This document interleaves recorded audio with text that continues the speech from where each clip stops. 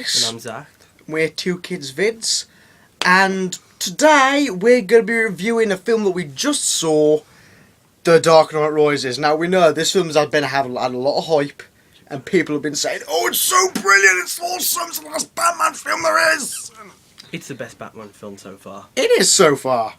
But as reviewers, we need to pick out the little flaws and the details. It's just a part of life. Not saying that it's not good. It is. Okay? We're just And saying. before we start, we're going to say minor spoilers, we think, so far. Set like 8 years after The Dark Knight. So, you know, Commissioner Gordon, Bruce Wayne and everyone else are trying to clean up Gotham, finish what Harvey Dent started to do, get criminals off the streets, that sort of stuff. You know, like after the Joker screwed everything up. So, right now they're basing this society on a lie because, as we all know, if you've seen The Dark Knight... Harvey Dent turned into a bad guy and then Batman took the blame. And if you haven't seen The Dark Knight, I've got to admit you've probably been living in a hole with someone somewhere. Then you wouldn't really be wanting to watch this review. Yeah. Then afterwards, a new force comes into Gotham. The force known as Tom Hardy. Bane. But in this, it's different from the comics and stuff. Usually we have Bane, he's like a guy, a smart guy, and he injects this stuff into him called Venom, which turns him into like a Hulk sort of creature. But in this, it's not like that. He's just pumped up all the time. And instead he breathes in a special anaesthetic because he's been beaten to a pulp and he's always in extreme pain. Now, Bane is like the strong point of this film. I haven't seen a bad guy built up like this since like Loki in the Avengers. He's awesome. To be honest, we'd say that this is more of a Bane film because you see more of Bane than you do Batman. It's kind of like how The Dark Knight, it was a Joker film. Yes. It hasn't been like a Batman film since Batman Begins. It's not based around Batman. It's not this is based around Bane. Really. Plus, in the comics, Bane has his eyes covered, like his entire face covered like this. So it's like some luchador mask, and I can understand why they did that in the comics, but in this, if they covered up his eyes, that would have left a lot of that, because you can see from the dude's eyes, he is one vicious and tense. There's one point when something happens, and after you find out that he's always in pain, and you can see in his eyes, Tom Hardy does it well, that he's in pain. You can see, even if he doesn't say. I mean, seriously, this dude is like the epitome of evil. It's not like the Joker, where the Joker was a mental match for Batman. Bane is both mental and physical. He can mentally beat the shit out of Batman, and he can literally beat the shit out of Batman. And as I said, minor spoiler, that's because Bane was also trained by the League of Shadows, which is where Batman Begins, Bruce Wayne trained to become a ninja. So they're both trained by the same people, and so fairly matched. Yeah. Makes a lot more sense when you see Bane literally beat the living piss out of Batman. In the comics, you might have heard the bat breaks his back. That happens. Yeah. Batman is reduced to nothing but a twig. Really is. I mean, so there are some scenes where Bane's like punishing his men for failing him, and he'll just like snap them like twigs. Seriously. Basically, gets his hand and crushes the windpipe. That is literally how he does this. And there's one point where you know how you press down on someone like that to make him like submit to things. Bane just does that and presses down fairly lightly, and activates a pressure point. That just shows how dangerous this dude is. He can punch through brick walls, for God's sakes. He actually does. I mean, seriously, that happens stone column. Happens in one scene. You're like, I do not want to be punched by that guy. Otherwise, I'm probably gonna end up living the rest of my life like Stephen Hawking. That's probably going to happen after you get punched by that dude. One love tap, and you will end up in a chair for the rest of your life. Unless you're Batman. Because then you might just survive. As long as you're in a cave with bats. Yeah. Watch film to find out what we mean by that. Caves and bats solve everything, don't they? And only if you're Bruce Wayne. Now, we mentioned how The Dark Knight was more of a Joker film. In this, Joker is never mentioned. You don't hear anything about Joker or referencing to Joker. Which, I couldn't understand why they did that, because, you know, after Heath Ledger died, they wanted during the making of The Dark Knight, director Christopher Nolan, wanted to leave the Joker out of it in respect for Heath Ledger. is we don't know what happens and Which was like that. kind of strange, because after all the shit the Joker pulled in The Dark Knight, I find it pretty hard to find that they actually Seem to get over it so avoided well. mentioning him. They avoided They did it mentioning well, him, though. even though he caused all the shit that happened. It's kind of like it didn't exist. It's like a separate film, just with a few references to the others, just like minor ones. I can understand why they did that, but I think it's really surprisingly well how they did that. Yes, really. I was expecting them to like slip mention the Joker once, but they didn't even mention him once. I was kind of surprised by that. Well done to the scriptwriters. Catwoman was also a strong point in the film. Okay, in several bits you see her on the bat bike. Is that what it's called? The bat Yeah, bike. the Bat Pod. The bat bike thing. I think it's called the Bat Pod. I thought that was. I don't know what it's called. Whatever. This is called the bat bike. Yeah. And the kind of the one of those Megan Fox scenes where she's leaning over the bike and the camera's behind. Yeah, they did that deliberately on Yeah. purpose. There's about 10 shots of that, Yeah. and about 5 shots of her doing something else. So, Chris Nolan, what were you thinking? Were you doing what I think you were doing? 'Cause if you were doing what I think you were doing, then well done. Yeah. Jokes. if you were like the Catwoman from the comics and the Catwoman from Arkham City, you know, the one that's kind of flirty and also really, you know, the one that's really hot, but can also rip your arm off and shut up your ass, then yeah, you will like this Catwoman. If you're a big fan of the Michelle Pfeiffer Catwoman, you know, the slutty Catwoman in Heat, you won't like this one because she's not slutty at all. Another point, she is never called Catwoman in this. She's called a cat burglar, or the cat, as in... Or Celine. Let's call her Miss Coyle, I think. Yes. In the newspapers, there's articles like, the cat strikes again, because she's a cat burglar.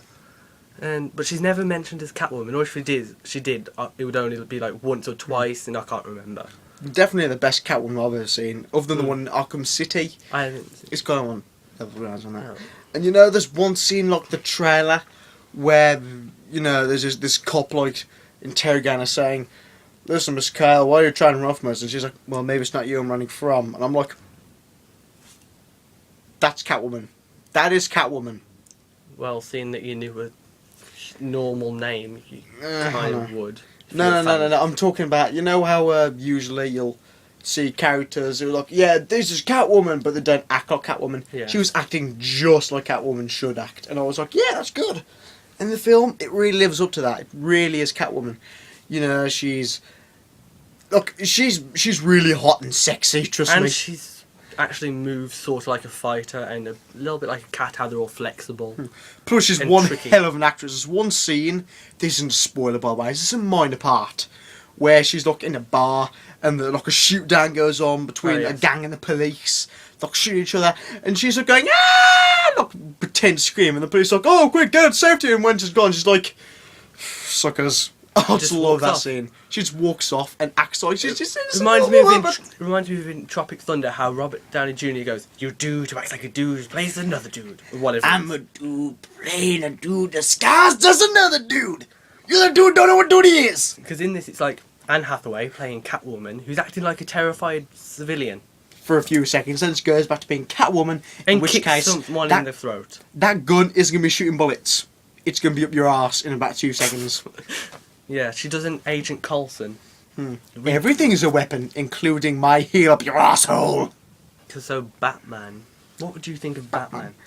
Well, I really liked how in this one, this is like 8 years after The Dark Knight, so Batman is still being hunted by the police. Bruce Wayne is like, you know, he's given up being Batman. It's like, I don't want to be Batman anymore. And he's kind of like a cripple from receiving all the injuries as Batman. As you would be. Find out that he has like no cartilage in some places, so he has to get this robotic thing, which kind of doesn't make sense. Doesn't really make sense, but it's like one of those quick fix things. It's like, I don't want to throw a robotic kneecap in there, and then we can just do it how we want. Yeah. Still, it kind of worked how Batman seemed really rusty, like he hasn't done this in a long time, so he's gonna have trouble fighting, and that's where Bane comes in, and it makes it a whole lot more challenging. Yes. Like there's one part where like Alfred's looking at some video footage of Bane, and he's like, "Dude, how are you gonna fight this guy? Look at him! You'd have trouble fighting him in your prime. You are rusty as hell.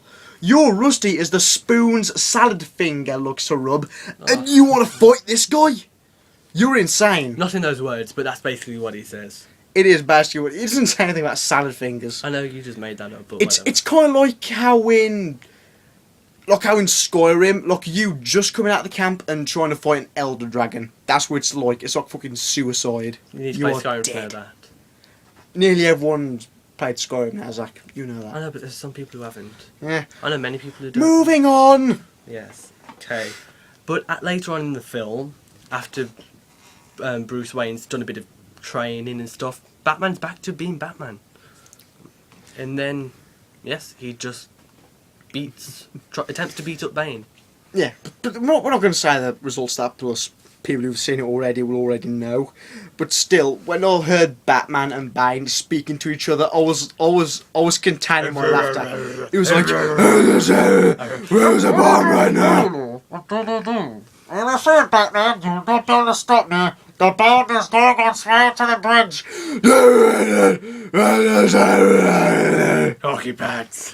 You can't understand a word these dudes are saying. We actually know something in the film. They've never done it with Batman speaking at the same time as Bane. Because you know how sometimes in films they have like one person speaking, then the other person cuts in. In this they don't do that, so you can understand both of them. Okay, so Ellis has just had to pop out for a few minutes. And okay, I'll just say it. Before he went out, we had a little conversation, wondering what it would be like to have a scene with Batman and Bane talking at the same time. We imagine it would be something like this.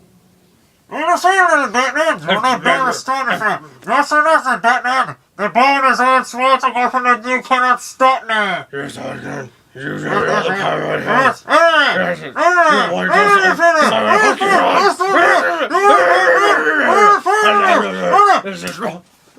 have paid to see a scene like that with Bane with his muffled voice like this, Batman, and Batman with his grumbly voice like hockey pads. I'm serious. There are a few scenes where you cannot understand a goddamn word either of them are saying. Surprisingly, though, Bane was actually quite clear. You could understand it. He was a lot more understandable. Not straight away. His voice didn't seem dubbed, but it didn't seem like it did in the prologue, where it was like, "Oh, that was extremely painful." The only bit that it was like that was when he was trying to speak into a microphone, where on the trailer you see the American football pitch get blown up. Yeah. The bit after that bit, he tries to speak into a microphone.